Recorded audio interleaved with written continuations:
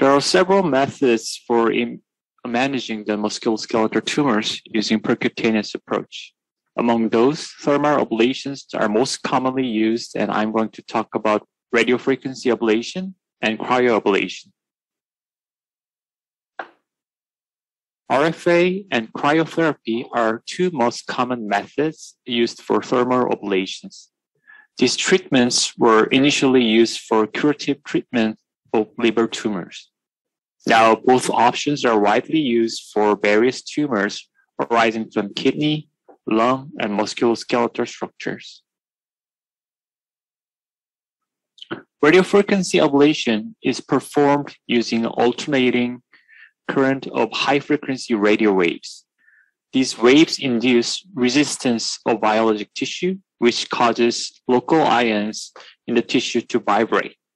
This results in heat generation, which ends in necrosis of tumor cells. Advantages of RFA over cryoablation are shorter ablation time and ability to perform track ablation, which can prevent tumor seeding along the track where needle has been inserted. Disadvantages of RFA include the fact that ablation zone cannot be visualized on CT during the procedure, and greater pain during and immediately after ablation compared with those of cryoablation. These are the equipments we use for the RFA. RF electrode is connected to the generator while performing RFA. The active tip can be adjusted depending on the tumor size, ranging from 0.5 to 3 centimeters. Target temperatures are set at 65 to 70 degrees Celsius for malignancy and 80 degrees Celsius for osteoid osteoma. Ablation time depends on the tumor size. Usually, ablation of the designated ablation zone usually lasts for less than 5 minutes. This is a case of 65-year-old man who was found to have metastatic chordoma adjacent to the left ischial spine. CT images were obtained and the corresponding lesion was identified. RF electrode was inserted within the lesion and RFA was performed. MRI obtained 3 months after the procedure shows disappearance of the previously noted lesion. Cryoablation utilizes a high-pressure argon gas for rapid cooling, which can reach minus 100 degrees Celsius within a few seconds. There are some advantages of this procedure over RFA. Ablation zone of cryoablation can be visualized on CT, which can be demonstrated as low attenuated area. Also, cryoablation is reported to be effective for both osteolytic and osteoblastic tumor. Pain after the procedure is reported to be less compared with that of RFA. These advantages include longer procedure time, which is due to multiple cycles of freezing and thawing of ice ball. Also, unlike RFA, ablation of the needle track cannot be performed. Here's an example. This is a case of follicular thyroid carcinoma metastasis involving the right acetabulum. The metastatic lesion is seen as a discrete lesion on MRI and PET-CT. Cryoablation was performed using 2 needles inserted within the metastatic lesion. 2 cycles of freezing and thawing were repeated, which took 10 and 8 minutes each. It is much longer ablation time compared with that of RFA. The yellow arrowheads depict the ablation zone, which is seen as low attenuation. Now let me explain how the operation is performed. The patients are generally admitted the day before the RFA. MRI or ultrasound is performed to evaluate any change in size of the lesion if necessary.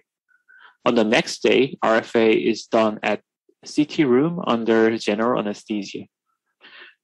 After the procedure, patients are initially moved to post-anesthesia care unit and returns to the general ward. Patients are usually admitted for 1 or 2 days after the procedure for pain management and clinical evaluation of possible complication. There are a number of things to consider before performing the RFA depending on the location of the tumor. If the tumor is within the bone or deeply located, CT is used for imaging guidance. If the tumor is within the soft tissue structure, such as muscle that is superficially located, ultrasound is used for imaging guidance. In addition, as trabecular bone conducts heat less well than the muscle does, destroyed tumor volume is smaller in case of bone tumors. The most common indications of RFA for benign bone tumor is osteoid osteoma. Most patients with osteoid osteoma have a self-limiting pain which can be managed by oral medication. However, a subset of patients need more definite treatment. Since the first report in 1992 by Rosenthal, RFA has become the first-line treatment for these tumors. Equivalent success rates with decreased morbidity has been reported for RFA compared with those of surgical curettage.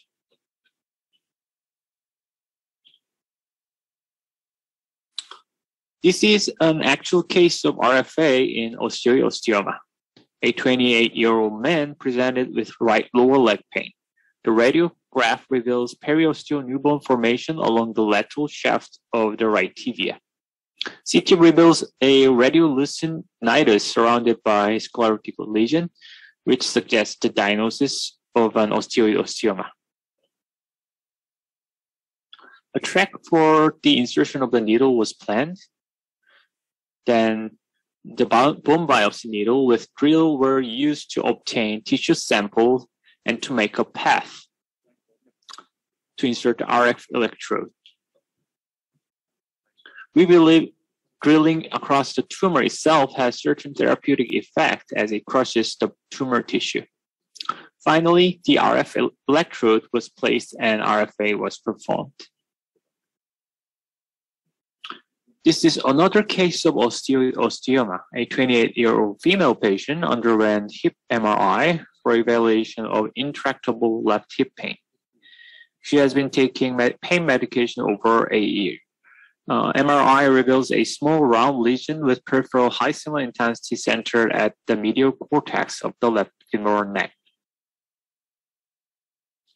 CT was performed for further evaluation. CT images show the calcified nidus of an osteoid osteoma with surrounding sclerosis that might be attributed to new bone formation related to inflammatory reaction. RFA was performed under general anesthesia. After RFA, the patient suffered from severe pain related to procedure about 3 days.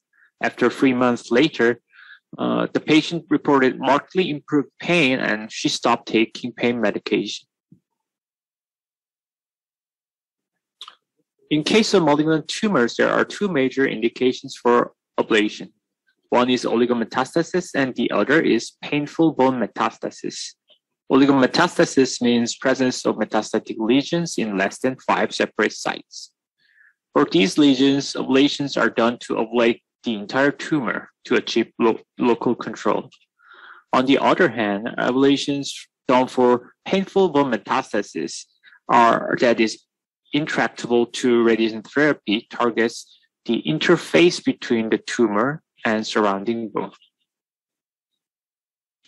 This is a case of 69-year-old man who presented with recurrent myxoid liposarcoma in the left lower leg. The arrow indicates recurrent tumor located in the muscle.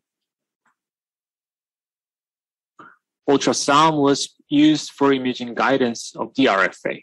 You can see the recurrent tumor as a hypoechoic mass and the echogenic RF electrode inserted within the tumor. Follow-up MRI obtained after 18 months reveals no evidence of recurrent tumor. This is a case of RFA done for the metastatic renal cell carcinoma involving the tibia for pain palliation. RFA was done at the interface between the tumor and bone, which resulted a decrease of pain score. This is a case of renal cell carcinoma metastasis involving the left pelvic bone. CT-guided RFA with fluoroscopy-guided cement injection was performed, and partial pain improvement was achieved after the procedure. This is a case of 50-year-old male patient with multiple recurrent myxoid liposarcoma. He underwent numerous operations and radiation therapy at variable anatomic sites. His thigh MRI reveals intramuscular metastasis in quadriceps muscle. On ultrasound, the lesion could be visualized as an oval hypoechoic mass. RFA was performed under ultrasound guidance while placing the RF electrode at various locations to maximize the ovulation zone. MRI obtained 3 months after the RFA shows remaining peripheral enhancements in the lesion. We were not sure whether these enhancements were related to remaining tumor or benign condition. MRI obtained 10 months after the RFA shows increased size of enhancing lesion, which suggests local tumor recurrence. This recurrent tumor is actually larger than its initial presentation, and we can see how fast the recurrent tumor can progress in size over a short period. The patient preferred to undergo RFA rather than undergoing surgery as he thought it is less invasive. So we performed second RFA session for the lesion using ultrasound for guidance while placing the RF electrode in various locations. One thing I would like to point out is that RFA performing using ultrasound as an imaging guidance can be very challenging, as margin of the tumor as well as that of the ablation zone cannot be visualized clearly. It is also important to identify crucial anatomic structure in vicinity of the tumor as they can be damaged during ablation. A number of methods such as hydrodissection or air insulation can be used to protect these structures. This is a case of renal cell carcinoma metastasis involving the acetabulum. To protect obturator nerve and valve in the pelvic cavity, 5% dextrose water was injected through an additional needle inserted in the area. Thank you for listening, and I hope you enjoyed my lecture.